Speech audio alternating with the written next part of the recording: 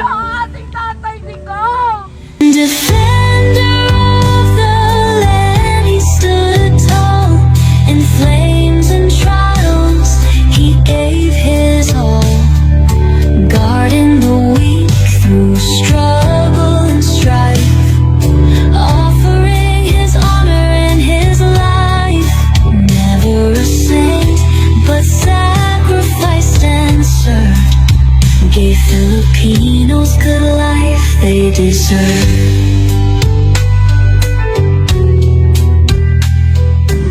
Wala siyang kasalanan! Wala po sa kasalanan, mga babayan ko! Minahal niya lang tayo! Buong mundo! Pinagtatawanan tayo ng mga banyaga dahil sa ginawa ng gobyernong ito! Ha? Realidad lang po sinasabi ko dahil nakakahiya po ang ating bansa dahil sa ginawa ng mga opisyal na to ng gobyerno na walang malasakit sa ating mga mahihirap. Tayo po ay Pilipino na nagmahal sa atin. Si Tatay Digong, pero pinalit nyo. Iniwan nyo siya. Wala kayong utang na loob. Mga nagtulungan ni Tatay Digong ng mga Duterte. Nasaan kayo? Kami mga OFW. Minahal niya kami. Minahal ni Tatay Digong ang mga OFW, ang mga manggagawa, ang mga Pilipino, ang mga mahihirap. Doesn't matter, nung presidente siya, binabati ko siya, hindi siya umaalma. Hinayaan lang niya, pero ginawa niyo kayo sa kanya! Pinabayaan niyo ang ating Tatay Digong! Ayun, nasa ospital siya! Ano ginawa ng gobyernong ito? Diyos ko po!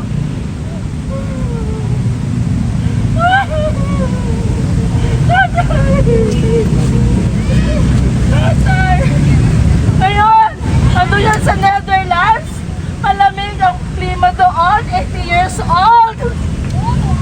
Wala kayong puso! Gobyernong ito! Wala kayong puso! Walang Mga puso! pulis!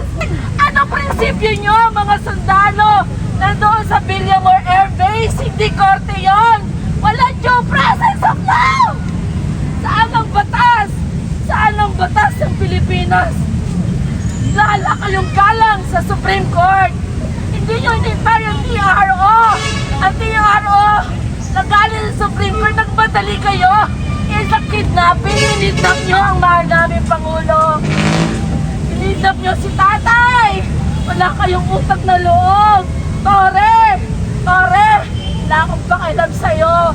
Pilipino ka! Anong ginawa mo sa tatay namin na nagmahal sa amin ng totoo sa mahirap? Kahit saan ka man ngayon, Tore! Konsesya mo yan! Saksi ang langit! Ang hustisya sa'yo! Kundi dito sa lupa ang langit! Ang hustisya ng langit ang maghuhusga sa inyo! Sa lahat ng umapi sa mga tao, sa mahihirap, sa mga Duterte, sa lahat sa amin! Wala na tayong karapatang magsalita. Dito, malaya tayo. Hindi tayo napapabaksak ng gobyerno. Nais natin iparating sa kanila na ano ang maling ginagawa nila. Nandito ako ngayon. Wala akong pakialam dahil Pilipino ako. Magsasalita ako dahil nagtutugo ang mga kababayan natin sa lupalong ng Pilipinas. Nagsasalita dahil ang pagmamahal nila sa Pangulong Duterte ay walang hanggan. Saksi kayo. 6 na buwan, 6 na taon. 6 na taon na tayong pinagsilbihan. Anong ginawa nyo? Anong ginawa nyo sa ating mahal na Pangulo? Wala kayong mga konsensya. Wala kayong konsensya.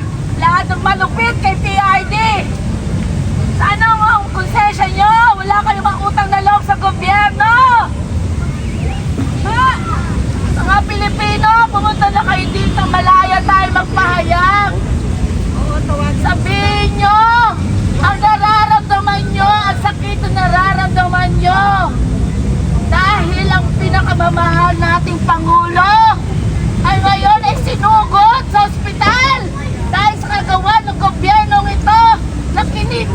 Saan ang sapilitan? Sinakay sa aeroplano ng sapilitan?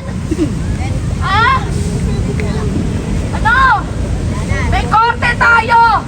May Supreme Court, pero hindi nila ginalang ang Supreme Court. Hindi na tayo maliwanag na sinasabi na hindi na tayo kabilang sa ICC. Ay ang ICC na yan, maging patas kayo. The world is watching us.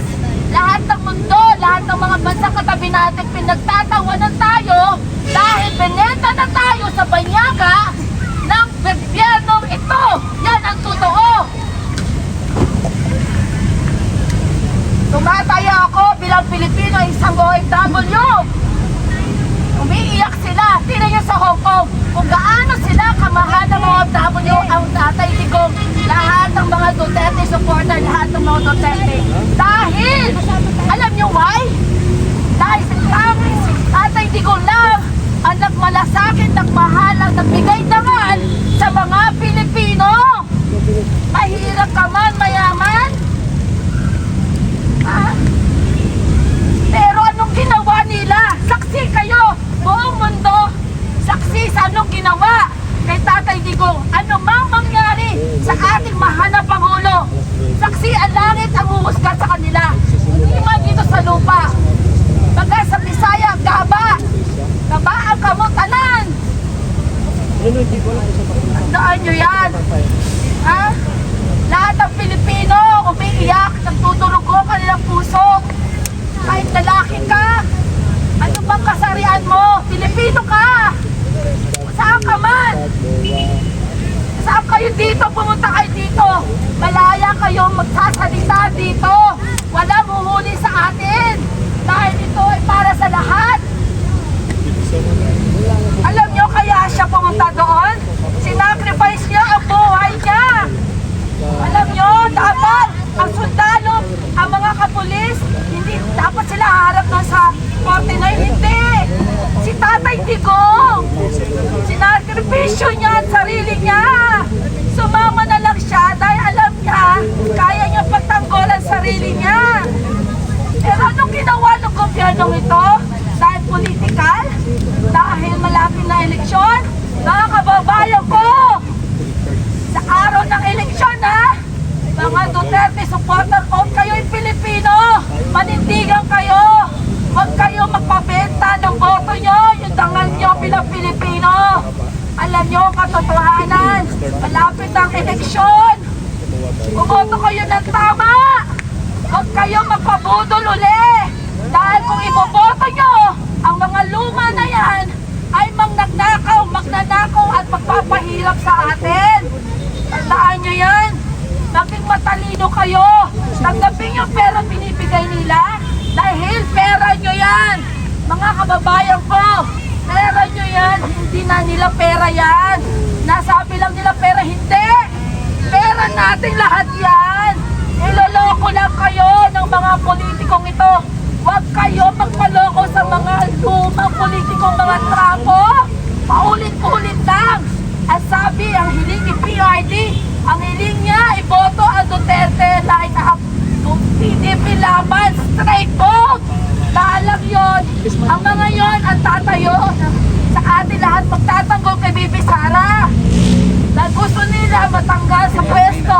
Sa mapa ang mga Duterte.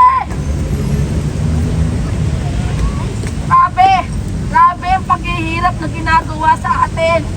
Walang due process. Masakit bilang Pilipino. Si Tatay Digong ay isang huwara na isang Pilipino, isang bayani. Na inalay niya ang buhay niya para sa atin. Tapos anong ginawa ng gobyernong ito? Na may pera sila, sa pwesto sila. Anong ginawa nila kay Tatay? Anong ginawa niyo pagtataksil sa bayan, sa konstitusyon? Hindi kayo dapat ganito. Ma-enlighten kayo. Dito mga kababayan ko, pumunta kayo dito. Dito pwede nyo sabihin sa loobin nyo bilang Pilipino, pagsasalita kayo dito. Nandito lahat ng mga vloggers, mga political vloggers. I-share nyo lahat ng live nila. dahil napapanood po sila sa buong mundo. Sa buong mundo. Lahat ng mga vloggers na yan na pinafollow nyo sa social media. Ang bagong media ngayon, ang mga vlogger natin. Tandaan nyo mga kababayan ko, ang sakripisyong inalay ni Tatay Digong ay para sa ating lahat. Tandaan nyo yan. Kaya pumunta na kayo dito, malaya kayo magsasalita. Lahat ng mga pangapi nila, nakita nyo naman, di ba? Paano basta nga ni si Tatay, walang din na ginalap ng mga pulis na to. Natatanda na niya, 80 years old. Bakit tatakbo ba siya? Di ba sabi niya hindi siya tatakbo? Haharapin niya yan, pero hindi sa korte ng Banyaga. Dito, sa korte natin, sa Pilipinas. Dahil, hindi naman ako abogado, pero nakakaintindi ako ng batas. Pilipino ka, naintindihan mo ang batas, na gumagana ang batas sa ating bansa. Meron tayong Supreme Court Justices. Yan ang ginawa nila. Sinasabi nila, tama yung ginawa nila. Alam na lahat ng Pilipino, walang due process sa ginawa ka ni Tatay. Walang ginawang masama si PRD. Pumunta kayo dito, malaya kayo magsasalita. Kayo, ginawa nila kay Duterte. Kayo si Tatay nasa ospital. Nasa ospital si Tatay sinugod. Dahil sa kababayaan ng gobyerno ito, pinental tayo. Alam mo si Tatay Digong, siya ay isang waran. Siya siyang sasapon na isang Pilipino. Maaaring gawin sa inyo, kaya tayo sa mga banyagang katabing bansa natin. The reason why, pinagtatawanan tayo ngayon. Ano nangyari? Bakit nakiayon tayo sa ICC? Maliwanag, hindi na tayo membro dyan, pero pinilit nila. Kinidnap nila si PRD. Kidnapping po ang ginawa. Kidnapping! Lahat tayo saksi. Binasa ang warrant na peke sa cellphone. Walang hard copy. Babasahin mo isang warrant sa cellphone. Ano yon? Ha? Walang transparency. Mga walang iya kayo. Sinungaling kayo dyan sa gobyerno. Sasabihin nyo para kayo sa bayan. Hindi totoo yan. Hindi kayo para sa bayan. Para kayo sa mga bulsa nyo. Sa pansarili nyo. Hindi kayo nagmamalasakit sa amin.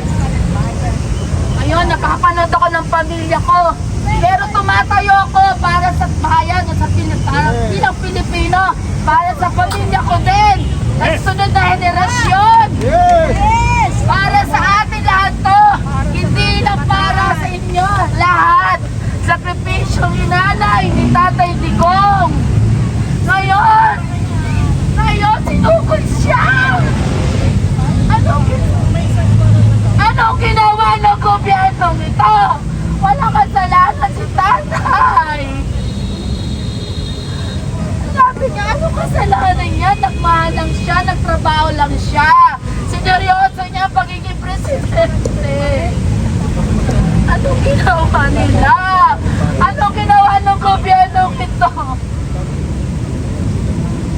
Minahal ni Tatay Digong ang bayan ito. Sa 6 na taon, inalagaan niya tayo. Ang war on drugs na yan. Ha? Nilinis niya ang mga kriminal, ang mga adiktos. Magsalita si Miss Dante. Hindi mo nabawasan, Adis. Kaya ba tayo naglalakad ng gabi? Alam niyo yan. Ngayon, sa tingin niyo, mapayapan na kayo naglalakad ngayon sa panahon ito?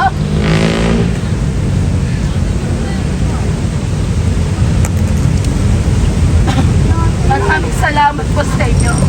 Pag-pray po natin si PRD na ngayon po nasa hospital ngayon. Salamat po.